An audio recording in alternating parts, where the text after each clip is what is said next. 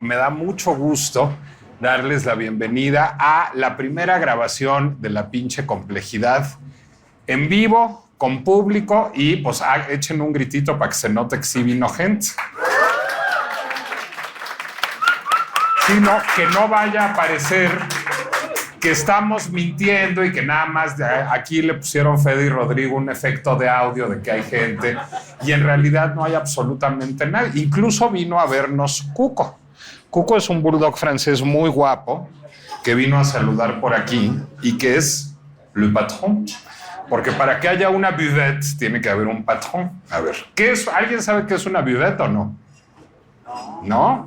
Bueno, pues eso es algo que hay que aprender. Porque además este lugar, de manera un poquito hipertrofiada, pero honra muy bien el concepto de una buvette. Una buvette es un mostrador en donde va uno a tomarse una copa de vino o a tomarse un pastiz y a comer una cosita. Es básicamente un barecito en donde además uno puede comer una cosita.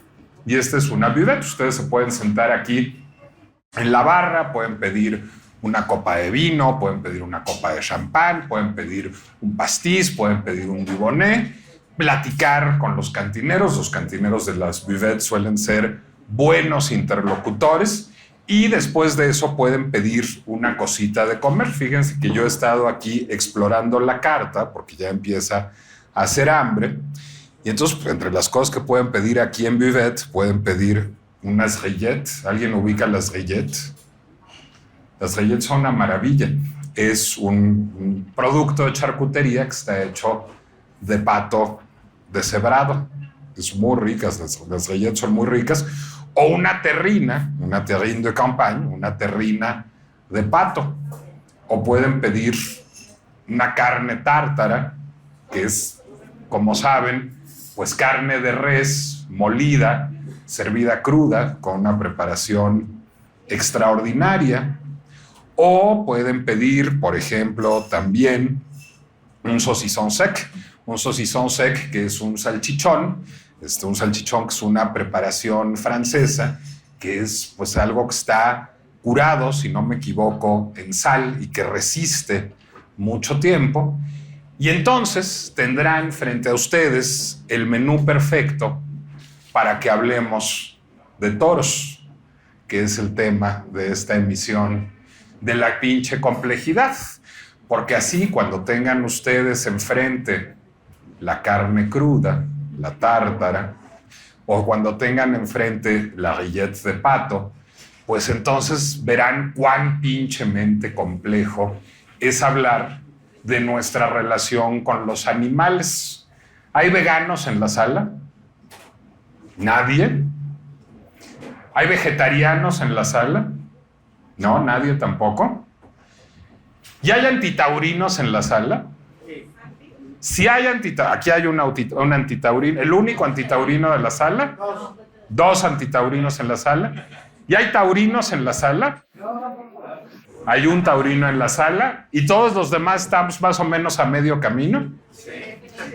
Bueno, pues yo estoy más o menos a medio camino también y les voy a contar por qué estoy más o menos a medio camino y por qué me pareció que nos teníamos que echar unas rillettes y una tártara y un saucisson sec para hablar de la pinche complejidad de los toros. Ahí les va mi historia familiar. Yo soy hijo de una señora que es militantemente anti-taurina. A mi madre le parece que las corridas de toros son la encarnación misma del mal.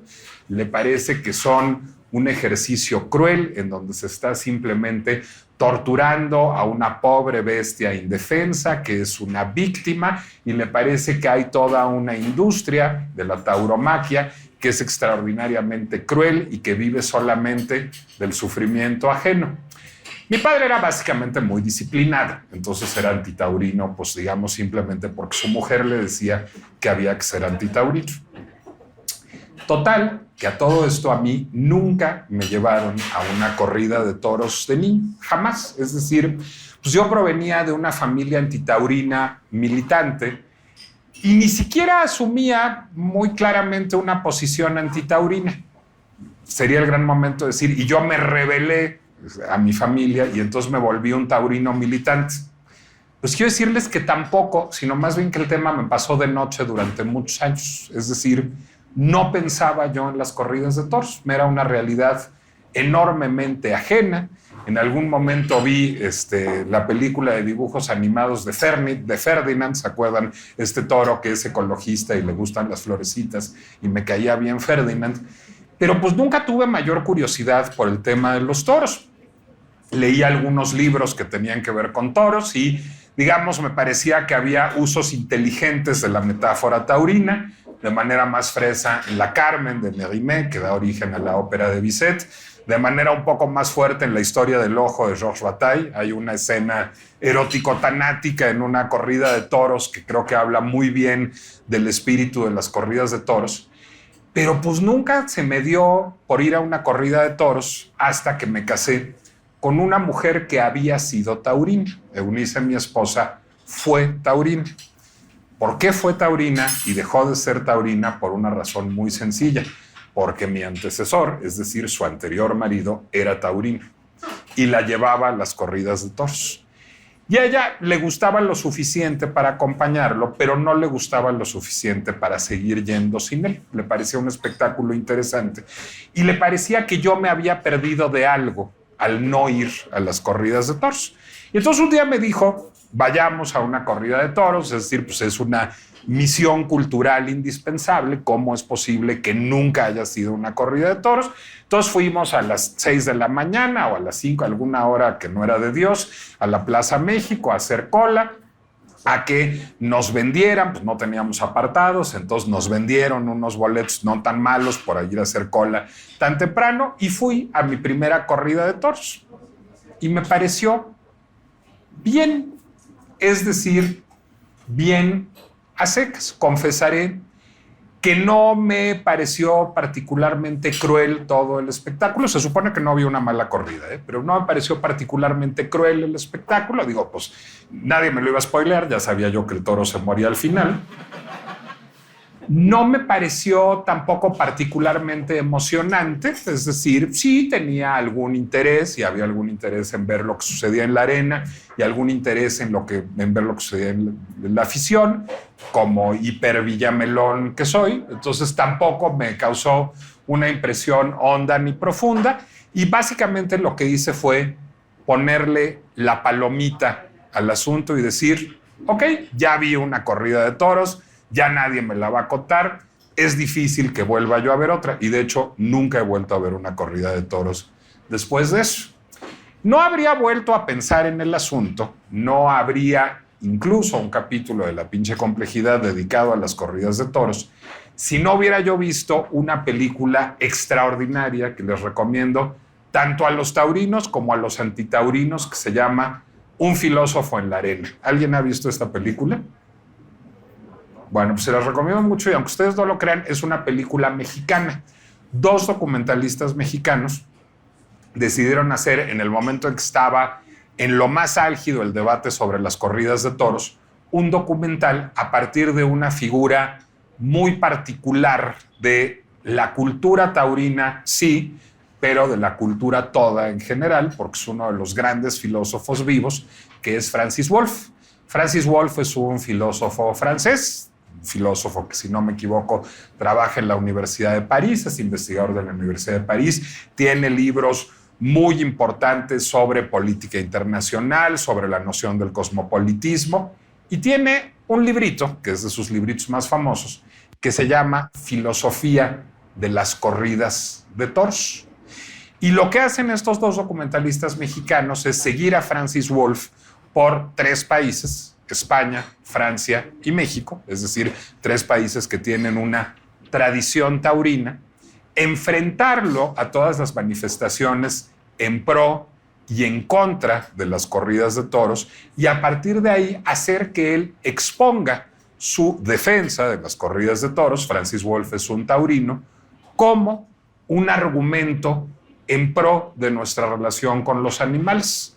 Para Francis Wolff, la idea de celebrar una corrida de toros y la idea de combatir al toro, este verbo va a regresar en un ratito más, no es, digamos, un espectáculo que se hace a expensas del toro de Lidia, sino es un espectáculo que se hace para honrar al toro de Lidia. Y los antitaurinos van a decir achis, achis, achis. Y ahí va, por supuesto, el argumento del arte de la corrida y de honrar al toro y lo que siempre dicen todos los taurinos. No exactamente, porque lo que hace Francis Wolff a partir de esa idea, lo que hace a partir de la noción de la corrida de toros como una problematización y una solución feliz a nuestra relación con los animales, es cuestionar el estatuto mismo de nuestra relación con todos los animales, incluida la relación que podamos tener con el amigo Cuco que vino a saludar hace rato, el bulldog francés que es el patrón de la buvette, o la relación que tengamos con el pato que dio lugar a estas rillettes o la vaca que dio lugar a esta tártara. ¿Por qué? Porque no son la misma relación, porque la relación que tenemos con ese pato o esa vaca y la relación que tenemos con ese perro y la relación que tenemos con un toro de Lidia son enteramente distintas. Esa es la pinche complejidad del pensamiento de Francis Wolff, el filósofo de las corridas de toros.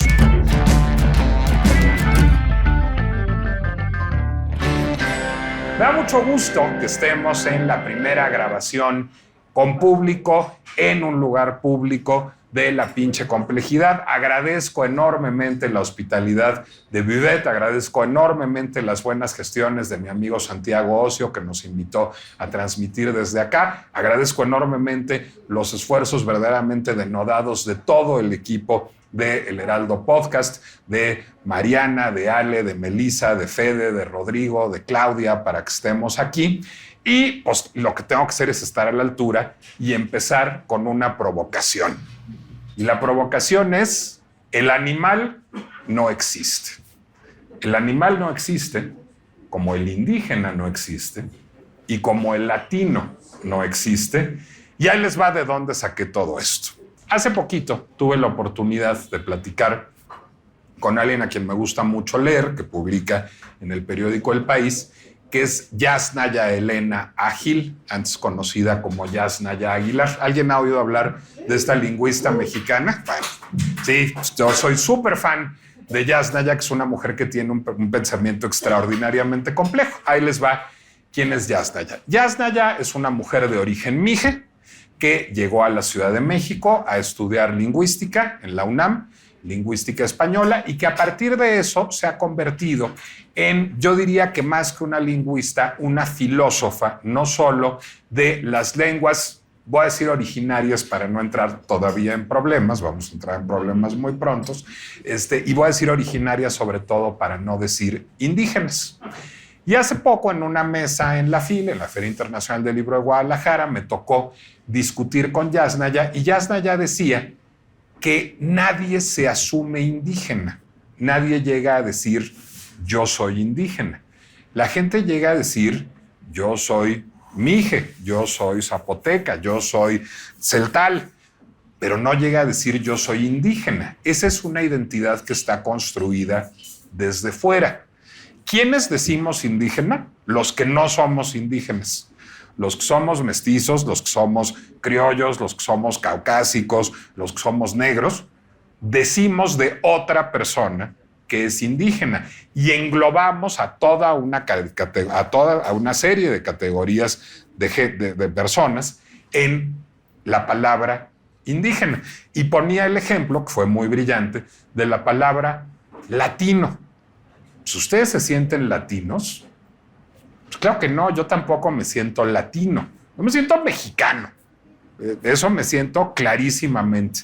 Me siento un poco venezolano, porque mi abuelo era venezolano, pero yo latino, pues no me siento, es decir, no reivindico una identidad latina. ¿Quién nos dice latinos? Los que no son latinos, es decir, cuando nosotros llenamos un formulario en Estados Unidos, a veces sí tenemos que poner que somos Latinx, como se dice ahora, para distinguirnos de ellos, para distinguirnos de la mayoría étnica que vive en Estados Unidos. Bueno, pues con los animales pasa igualito. Cuco no se siente animal. Bueno, de hecho, no creo que se sienta realmente perro. Creo que se siente cuco. Pero decir animal es no decir nada. Y hay dos acepciones posibles de la palabra animal. Una acepción posible es todo aquel ser vivo que es distinto de nosotros, porque nosotros le llamamos animal al pato de las Guillet, a Cuco, a Ferdinand del Toro, al toro de Lidia y al protozoario. A todas esas criaturas nosotros les llamamos animal. Y cuando nos conviene, nos incluimos en la categoría y decimos que nosotros también somos animales. Y cuando no nos conviene, no nos incluimos en la categoría. Y a partir de eso, pues viene una complejidad verdaderamente mayúscula. Les voy a decir que hay otro concepto que es bastante enredado ahí también, que es el concepto de persona. ¿Los animales son personas o no son personas?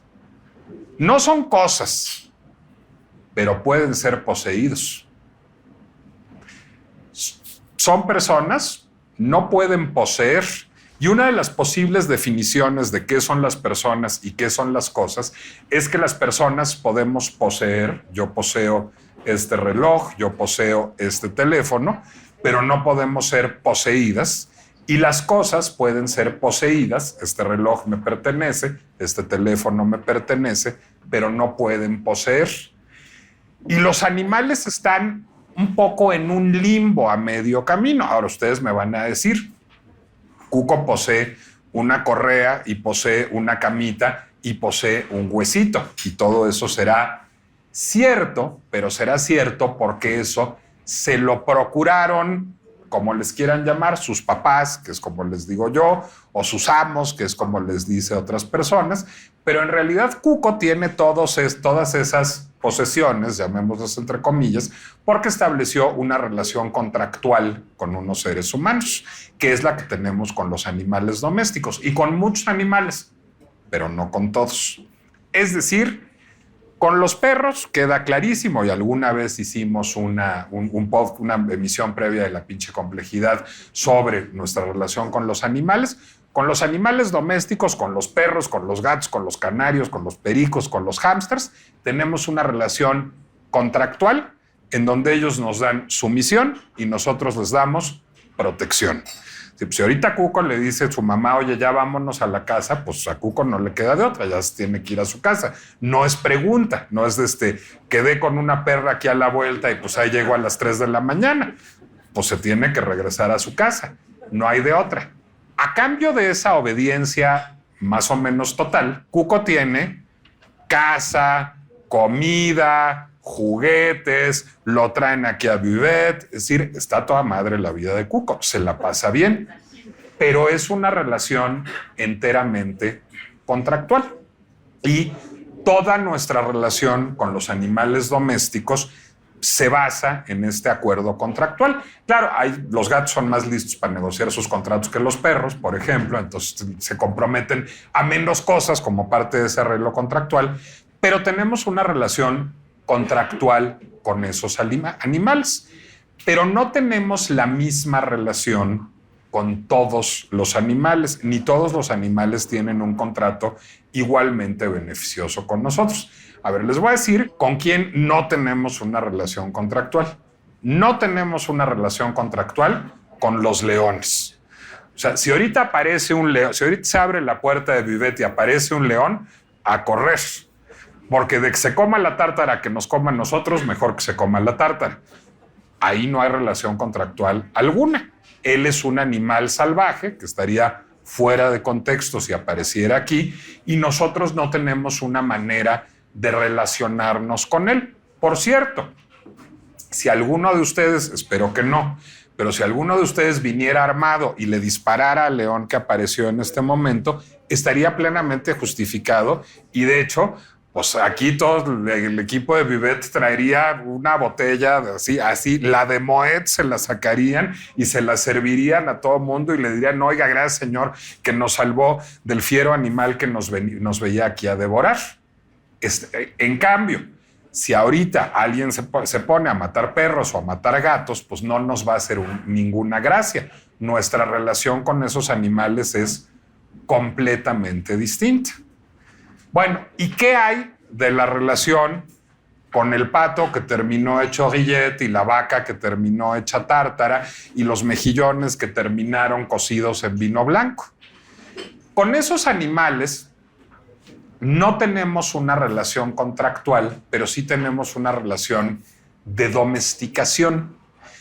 Y de una domesticación que, pues a lo mejor no pasa por las condiciones de vida más felices. Es decir, los patos que terminan siendo rillette o las vacas que terminan siendo carne tártara o que terminan siendo arrachera o New York, nacieron para eso. Es decir, fueron desde un principio parte de un proyecto ganadero, de alguien que tenía una granja o que tenía, digamos, un proyecto de ganadería que mantenía a esas vacas o a esos patos o a esos pollos viviendo de una cierta manera, engordándolos, buscando que su carne fuera de la mejor calidad. Pues ya ven que en Japón hasta les dan masaje a las reses wagyu para que se les distribuya bien la grasa y para que sea de lo más delicada y se corte simplemente con el tenedor. Bueno, esas reses, esos patos, esos pollos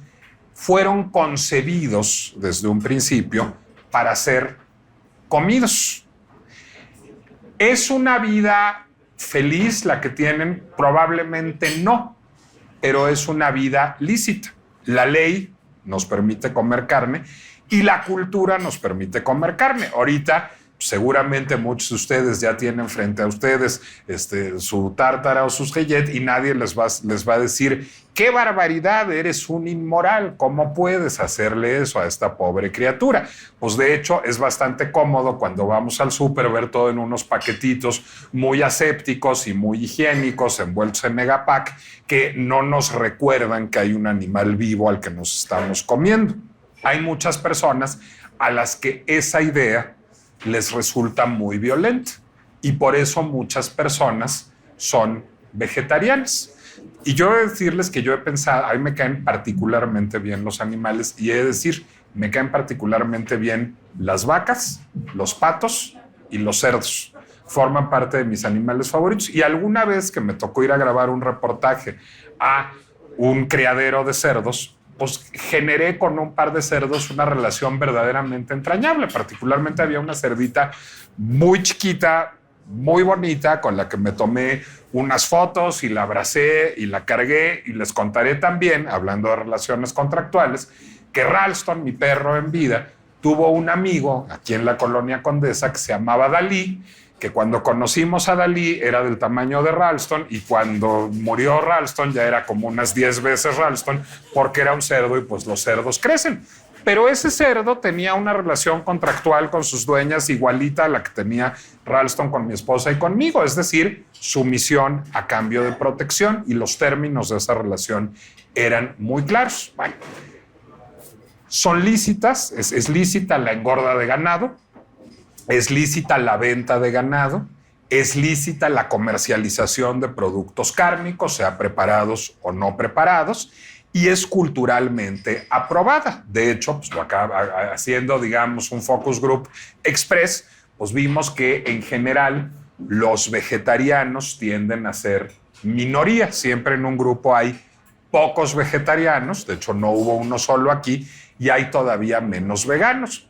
Pero la postura vegana también es muy comprensible. ¿Qué es lo que dice el vegetariano? Lo que dice el vegetariano es: yo no puedo con la idea de matar a un animal para beneficiarme yo. Entonces, prefiero obtener proteínas de otra manera y prefiero obtener placer alimentario de otra manera a matar a un animal para alimentarme. Pero están dispuestos a quitarles, digamos, su leche o sus huevos. El vegetariano, el ovolacto vegetariano, pues sí come huevos y sí come leche y sí come queso, porque le parece que mientras no atente contra la vida de ese ser, pues está bien y puede beneficiarse, digamos, tener el usufructo, ya que lo mantiene, de su vida, es decir, esa leche o esos huevos. La postura más radical es la postura vegana, que es decir, es inmoral también quitarle la leche o quitarle los huevos a otro animal. Yo no voy a hacer eso y por lo tanto no voy a consumir productos animales. Bueno, todo eso hace sentido. ¿Qué hay de lo que sucede a la hora de criar toros de lidia y a la hora de torearlos? Y ese es un debate que vale la pena dar y que vale la pena apelar a Francis Wolff. Bueno, ¿por qué estamos haciendo un programa sobre toros en esta ocasión si además yo no tengo particular interés en las corridas de toros en un sentido o en otro? Bueno, pues porque es relevante noticiosamente en este momento. Recordarán que hace unos días la segunda sala de la Suprema Corte de Justicia de la Nación lo que hizo fue invalidar un amparo que había tramitado ante un juzgado, una organización que se llama Justicia Justa. Por cierto, sería bueno que pensaran en un nuevo nombre porque los hay mejores.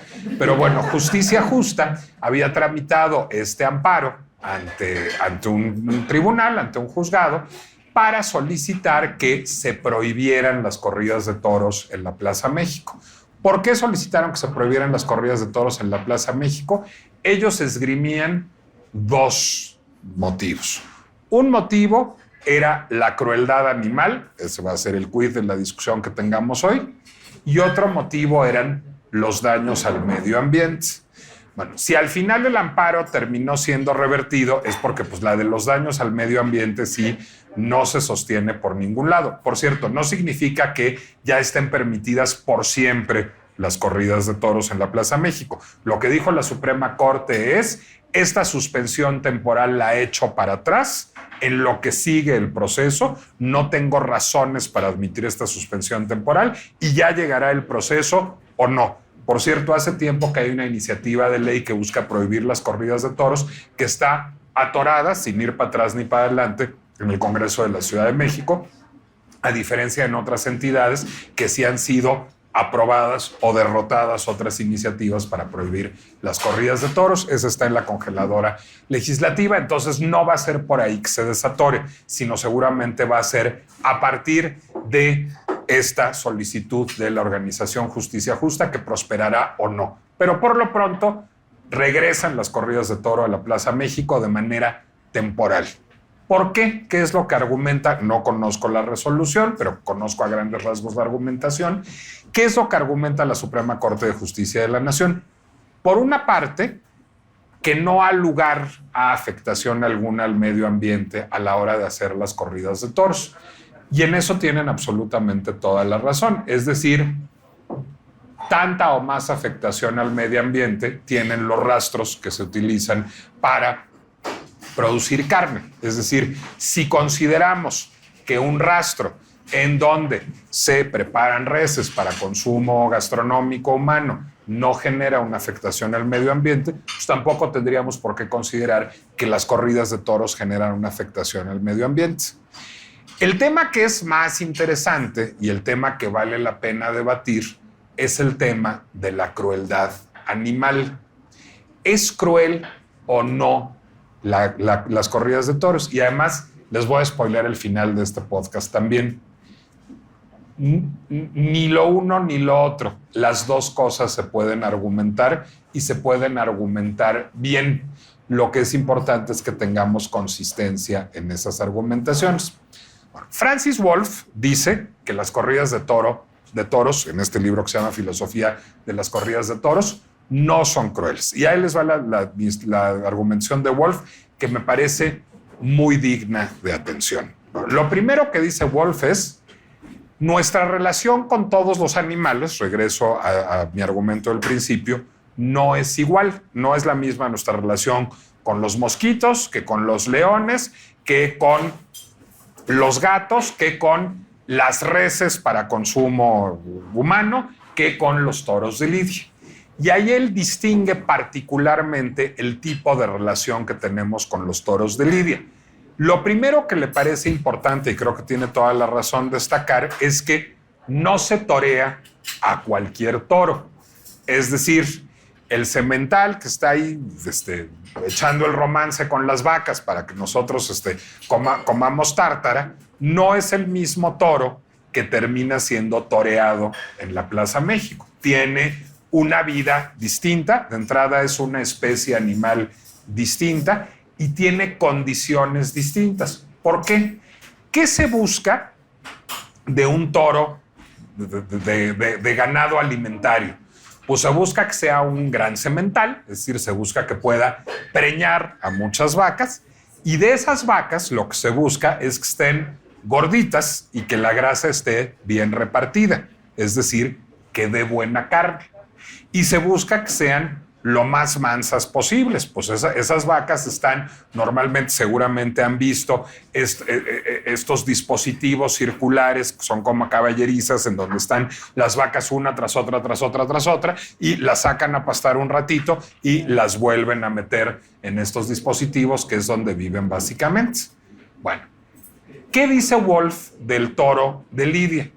Pues es un bicho muy raro el toro de Lidia, porque no es un animal doméstico, como Cuco, y no es un animal salvaje, como el hipotético león que nos iba a venir acá, sino es un animal bravo. Y es probablemente el único animal que es educado como bravo, que es cultivado como bravo, que existe en el mundo actual. Es decir, es un animal al que se le busca fomentar su natural aversión a los seres humanos y su natural suspicacia de los seres humanos. Cuando nosotros recibimos si alguien ha tenido gatos aquí, los gatos son criaturas particularmente complicadas. Yo tuve un gato que se llamaba Charlie. Charlie no quería absolutamente nada, ni conmigo, ni con mi esposa, ni con Ralston, ni con nadie. Te le acercabas, te arañaba, te quería rasguñar. O sea, era una cosa muy difícil lidiar con él. Y poco a poco hubo que convencerlo que nosotros éramos buenas gentes, que queríamos su bien, que le íbamos a dar sus croquetas, que le íbamos a dar su yogurt y que lo más que podíamos querer era rascarle la panza. Y entonces terminamos domesticándolo después de que llegó a la casa.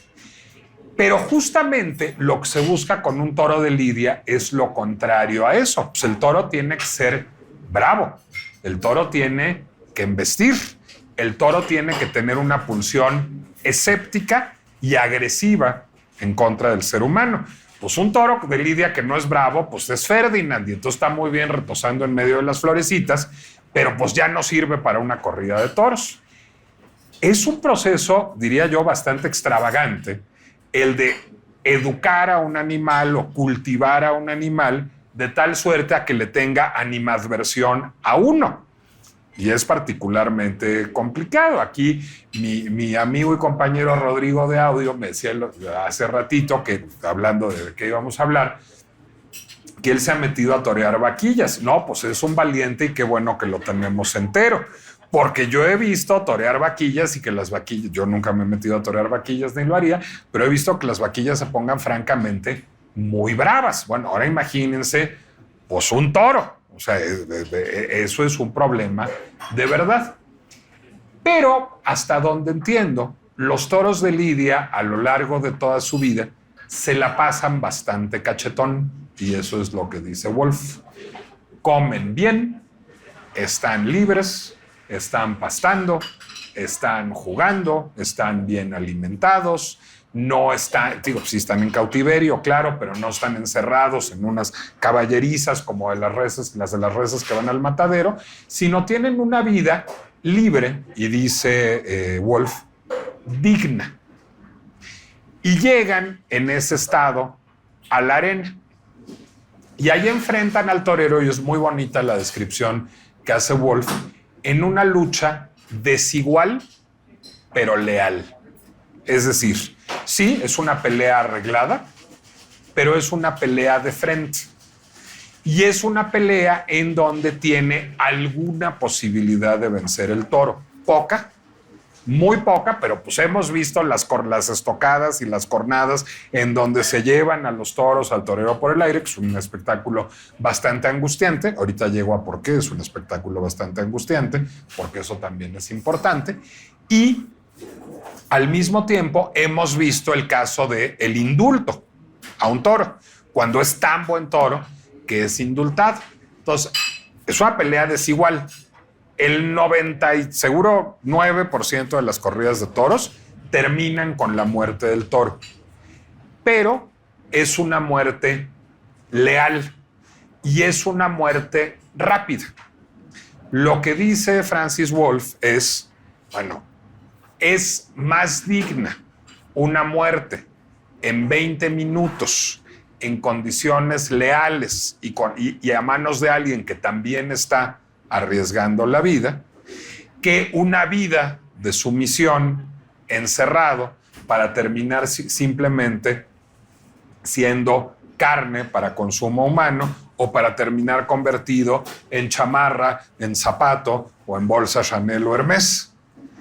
Y tiene un punto muy importante. Ahora, lo que dice Wolff también, y me parece, digamos, interesante en ese sentido, es que hay algo que está básicamente mal en la postura animalista en general, la postura animalista a secas, que es concebir al animal, a este hipotético animal que no existe, como un ser sufriente.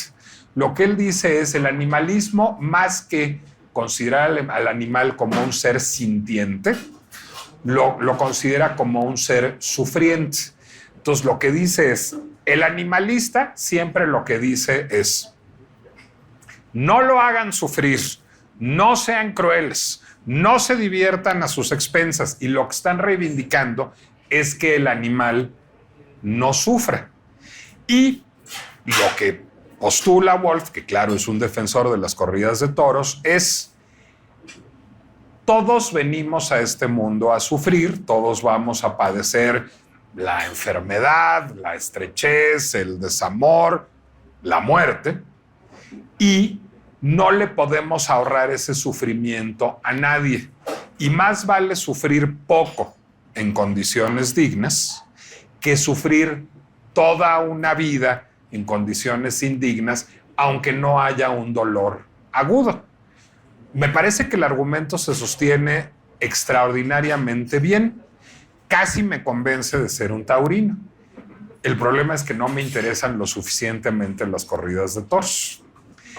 Les voy a decir que además, en el podcast pasado que hicimos sobre nuestra relación con los animales y sobre la crueldad con los animales, yo cuestionaba particularmente a nuestra invitada a propósito de los mosquitos. Y le decía yo, oye, pues es que, a ver, está bien, todas las criaturas tienen derecho a ser felices y todas las criaturas tienen derecho a no sufrir y todas las criaturas deben ser respetadas. ¿Y qué hacemos con los mosquitos? De veras, o sea, yo aquí dejo que me devoren los... ¿A poco tú si ves un mosquito no lo matas? Pues claro que mata a un mosquito. ¿Por qué? Porque ahí también hay algo muy importante que es un poco una trampa. Nosotros siempre priorizamos el bienestar de los seres humanos. Y está bien, eso yo diría que es un principio moral irrenunciable. Si nosotros vemos que si ustedes están aquí con su hijo, con su mujer, con su marido, con su novia, con su novio, con su papá, con su mamá, o con un desconocido, y llega un Rottweiler así con los colmillos salidos y se abalanza, pues evidentemente van a tratar de preservar la vida humana. Y si eso pasa por golpear al Rottweiler o si eso pasa por meterle una cuchillada al Rottweiler, lo van a hacer.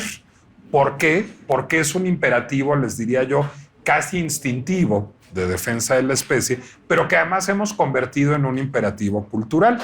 Y tan priorizamos no solo la vida humana, sino el bienestar humano, que si ahorita aparece, digo, yo tengo un postdoctorado en matar zancudos en el aeropuerto de Guadalajara, que está lleno de zancudos y yo voy a cada rato a Guadalajara. ¿Por qué? Pues porque son molestos y si quieren, hay una expresión de crueldad infinita de mi parte en eso, ¿eh? Los zancudos, no es un Rottweiler, no es un león, es un pinche zancudo. Ya hasta la señora se angustió de las cosas que le hago yo a los zancudos, ya se le cayó la copa. Bueno, pues los zancudos no matan, pero tan nos importa más la comodidad humana, el bienestar humano, que matamos a los zancudos o matamos a los moscos sin que tengamos el menor reparo ni el menor agobio. Y está bien. ¿Por qué? Porque no tenemos una relación contractual con los zancudos ni con los moscos. Yo supongo que aquí Cuco es un perro muy feliz y que le dan muchos besos y muchas croquetas, y espero que haya descubierto los mazapanes Toledo como los descubrió Ralston alguna vez que se volvió gran fan. Y espero que lo consientan mucho porque forma parte del contrato, pero la peor violación posible de ese contrato sería que a Cuco sus papás o que yo a Ralston o a Charlie los hubiera golpeado o los hubiera maltratado. Ahí estaríamos cometiendo una falta ética, porque nuestra relación con las mascotas nos lleva a cuidar a las mascotas, a no maltratar a las mascotas y no hacer sufrir a las mascotas. Pero no es la misma la relación con Ralston o con Charlie o con Cuco que la relación con los moscos o con los zancudos o con los leones o con los Rottweilers que vengan a atacar a nuestros seres queridos, aun cuando sean perros. Entonces, ahí hay matices, digamos, que van haciendo compleja y van diferenciando nuestra relación con distintos tipos de animales, y esa es importante recordarla. Ahora, queda el tema del sufrimiento. ¿Se la pasará bien un toro en una corrida de toros? Bueno, nunca he entrevistado a uno para preguntarle, e incluso si fuera posible, no seré yo el que se le ponga enfrente a un toro para preguntarle si se la pasa bien en la corrida o no. Entonces, cuando alguien desarrolle la facultad de hablar con los animales, como el doctor Dolittle, pues hay que me cuente lo que le preguntó al toro de Lidia, si se la pasa bien o no. No tenemos manera de saberlo, pero supongo que no debe ser muy agradable que llegue un señor con una espada y te coloque una estocada en pleno lomo y te mate, mientras decenas de miles de cabrones gritan ole, ole. No debe ser muy amable. Pero ¿será muy amable cómo mueren en el rastro los animales que nos comemos? Pues no, claro que no es muy amable. ¿Nos los vamos a dejar de comer? Claro que no. Y claro que voy a pedir unas galletas terminando aquí, que además están buenísimas. El asunto es que valdría la pena cuestionarnos sobre nuestra postura, digamos, filosófica y ética en abstracto, más allá de los casos específicos de las corridas de toro o de las galletas y las carnes tártaras y los tacos de carnitas. Y déjenme salirme completamente del tema de las corridas de toros para hablarles de un libro. Ahora la traigo con Camille Paglia porque el podcast se estrenó hoy sobre grooming, hablé de Camille Paglia y de Sexual Persone. Ahora voy a citar otro libro de Camille Paglia, que si no me equivoco es Sex, Art and American Culture, que está traducido también, si no me equivoco, como Sexo, Arte y Cultura Americana, está publicado por Valdemar, si no me equivoco. Y ahí esta historiadora del arte y crítica de arte, y me atrevo a decir filósofa, que es uno de los autores que más me han marcado en la vida, tiene un argumento que me resultó verdaderamente fascinante, en donde ella dice: yo estoy a favor del aborto y estoy a favor de la pena de muerte. Y uno dice, chinga. Pues esto sí está muy raro, porque normalmente, pues, ¿qué sucede? Sucede que si uno es de derecha, está en contra del aborto y a favor de la pena de muerte, y si uno es de izquierda, está a favor del aborto y en contra de la pena de muerte. Digo, esa es así como la regla de convivencia entre liberales y conservadores, es que los liberales están a favor del aborto y en contra de la pena de muerte, y los conservadores están en contra del aborto y a favor de la pena de muerte. Y lo que dice Paglia es que ambas posturas son incongruentes, y tiene un argumento sólido en ese sentido. Lo que dice Paglia ahí es: Si yo considero que el aborto es un recurso necesario al que las mujeres tienen derecho, es porque no me parece que la vida sea el valor supremo. Es porque me parece que la calidad de vida es superior al hecho mismo de la vida. Porque lo que dice Paglia es, la derecha tiene un punto. Hay una vida en potencia ahí. Eso, si no es una vida, va a ser una vida. Se vale, y ella dice, y yo creo eso, pensar que es mejor vivir una buena vida, una vida de calidad, sin estrechez económica, sin hacer sufrir a una criatura, sin hacer infeliz a una persona a la que uno debería educar y cuidar. Se vale decir, hay valores, vale más la pena una buena vida que cualquier vida. Entonces, ella dice, yo estoy a favor del aborto.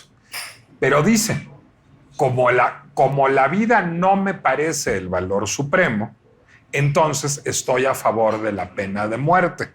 Porque si hay una vida capaz de hacer sufrir y capaz de hacer daño, y lo dice por supuesto en el caso de violadores, asesinos seriales y personas que hacen cosas muy terribles, pero dice, si hay vidas tan malignas y la vida no es mi valor supremo, lo único congruente es que si estoy a favor del aborto, esté a favor de la pena de muerte. Y lo que dice es lo contrario.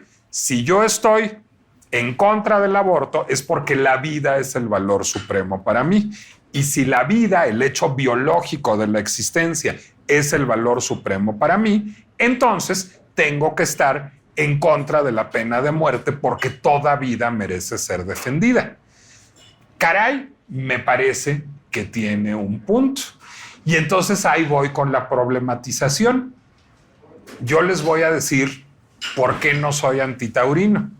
No soy antitaurino porque como rillettes y porque como carne tártara y porque como tacos de carnitas. Es decir, por supuesto que se vale decir, yo no quiero procurar sufrimiento a los animales o a los seres vivos bajo ninguna circunstancia y solo soy capaz de hacer sufrir a otro ser vivo en defensa propia.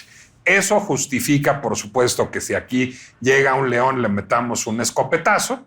Eso justifica que si un Rottweiler ataca a nuestra Kirurris, le demos unos sopapos al Rottweiler.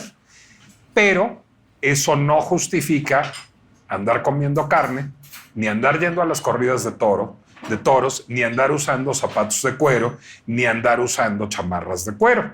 Si nos parece que el sufrimiento animal o el sufrimiento de los seres vivos debe ser evitado a toda costa y que matar a otro ser vivo está mal, pues bien haríamos en no andar matando zancudos, en no usar prendas de cuero, en no comer productos animales y entonces sí, opongámonos a las corridas de toros.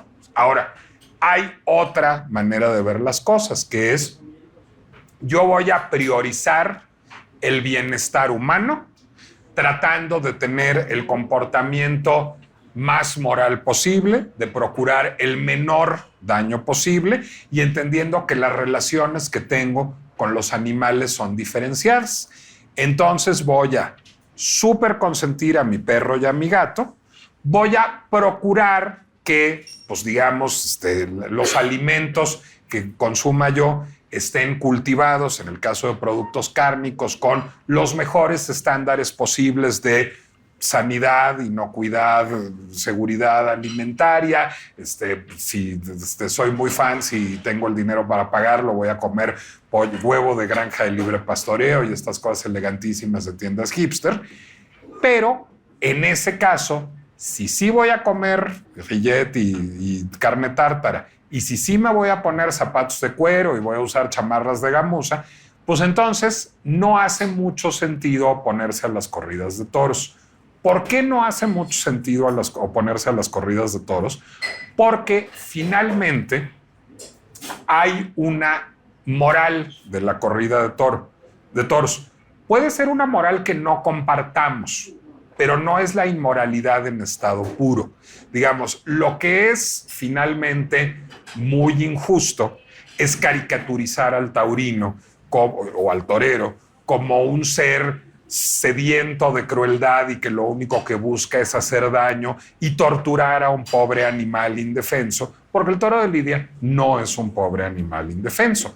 Es, de entrada, una especie animal que no subsistiría si no existieran las corridas de toros. La otra vez que hicimos un podcast sobre crueldad animal, le decía yo a la invitada, oye, pero pues es que hay muchas especies animales que si no son mascotas no van a sobrevivir. O sea, pues si yo pongo a Ralston o a Cuco en medio, ya Cuco ya huyó de tantas cosas que estoy diciendo sobre él, pero si yo pongo a Ralston o a Cuco en medio de la nada, pues no van a sobrevivir si no hay quien le dé sus croquetas y su carnita y lo meta a su camita en las noches. Y lo que ella decía es, yo estoy dispuesta a renunciar a los animales domésticos, a renunciar a las mascotas y a que se extingan los labradores y los bulldogs franceses y los gatos siameses con tal de que no sufran los animales. Y lo que ella decía, y era perfectamente congruente su discurso, era yo cuidaré a los animales de compañía y cuidemos a los animales de compañía mientras subsistan esas especies y después ya no habrá porque ya no los habremos domesticados y todos serán libres. Se vale, yo no estoy de acuerdo con eso ni quiero eso, pero se vale. Pero si consentimos en que haya gatos siameses y balineses y de Angora y bichon frisés y corgis como los de la reina Isabel, pues entonces tenemos que consentir también que haya toros de lidia. Porque los toros, así como todas estas razas de perros y de gatos que he mencionado no son ferales, no son salvajes, sino son razas animales que son mascotas. Y si no hubiera mascotas se extinguirían. Lo mismo pasaría con los toros de lidia. Asumamos también que si prohibimos las corridas de toros en todo el mundo, una especie se va a extinguir. A lo mejor es un buen costo a pagar por evitarle el sufrimiento a los animales, pero vale la pena pensar el asunto antes de tomar una decisión. Bueno, voy a llegar, y bueno, afortunadamente este podcast no busca tener finales sorpresivos porque casi todos los capítulos de la pinche complejidad acaban igual, pero voy a llegar a donde llego casi siempre, así estemos hablando de grooming, de Yaritza y su esencia o de Samuel García. Pues lo que es gravísimo es no discutir las cosas. Es decir, ¿qué me parece terrorífico? No me parece terrorífico que se prohíban las corridas de toro. No me parece terrorífico que se permitan las corridas de toro. Me parece terrorífico que una iniciativa de ley lleve años en la congeladora, esa o cualquier otra. O sea, me parece terrorífico que no haya procesos de parlamento abierto. Me parece terrorífico el mundo de la consigna, la manta y la pancarta que busca criminalizar una actividad o que busca ridiculizar una reivindicación. Es decir, hay argumentos sólidos en favor y en contra de los dos lados y hay una cosa importante, no nos vamos a poner de acuerdo. Seguramente los amigos antitaurinos que llegaron aquí siéndolo no van a volverse taurinos rápidamente y van a estar aplaudiendo de la Manoleta en la Plaza México, si es que todavía torea Manoleta, que seguro no, pero no importa. Como se ve, yo soy muy Villamelón. Ni los amigos taurinos de pronto van a decir, qué barbaridad, tengo que usar zapatos de bambú y dedicarme a comer verduritas el resto de mis días y nunca volveré a una corrida de toros.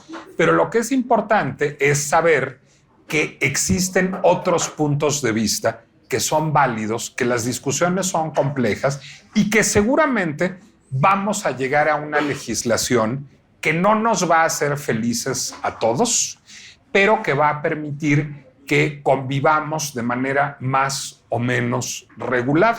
Y creo que las actividades humanas pues tienen que ser reguladas. Eso sí, se vuelve eminentemente importante.